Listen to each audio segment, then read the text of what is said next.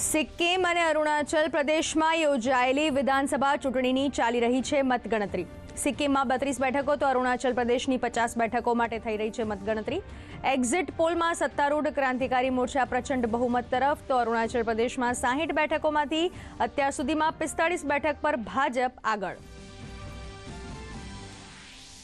લોકસભા ચૂંટણી બાદ આવેલા તમામ એક્ઝિટ પોલમાં એનડીએ ગઠબંધનની મોટી જીતનું થયું છે અનુમાન। તમામ એક્ઝિટ પોલમાં એનડીએને 350થી વધુ બેઠકો મળવાનો અંદાજ। વિપક્ષમાં ઇન્ડી ગઠબંધનની આશાઓને મોટો ઝટકો।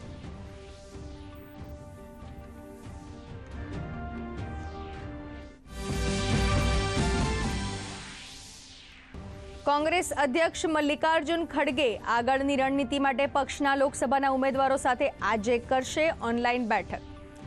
ગઈકાલે ઇન્ડી ગઠબંધનને 295થી વધુ બેઠકો પર જીત મેળવવાનો કર્યો હતો દાવો।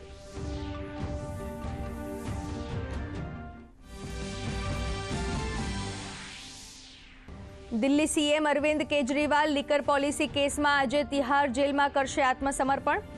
ગઈકાલે કોર્ટે કેજરીવાલને કોઈપણ પ્રકારની રાહત આપવાનો કર્યો હતો સ્પષ્ટ ઇનકાર। આજે બપોરે 3 વાગ્યા સુધીમાં કેજરીવાલે કરવું પડશે સરેન્ડર।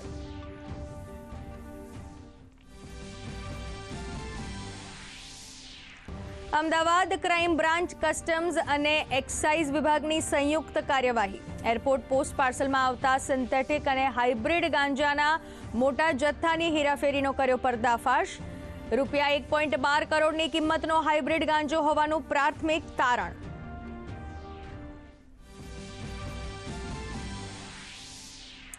કેરળના ઘણા જિલ્લાઓમાં દક્ષિણ પશ્ચિમ મોન્સૂનના કારણે ભારે વરસાદની આગાહી। હવામાન વિભાગે આપ્યું રેડ એલર્ટ। તો ઉત્તર પ્રદેશ સહિત દેશના ઘણા રાજ્યોમાં ગરમીનો કહેર યથાવત।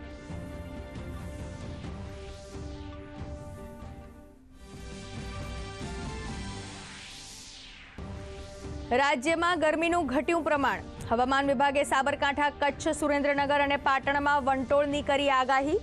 25થી 30 કિલોમીટરની ઝડપે પવન ફૂંકાવાની પણ વ્યક્ત કરાઈ છે આગાહી।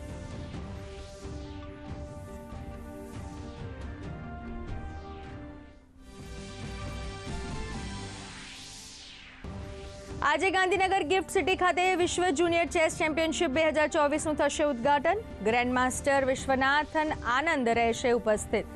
46 દેશોના 220 ખેલાડીઓ આ ટુર્નામેન્ટમાં લેશે ભાગ।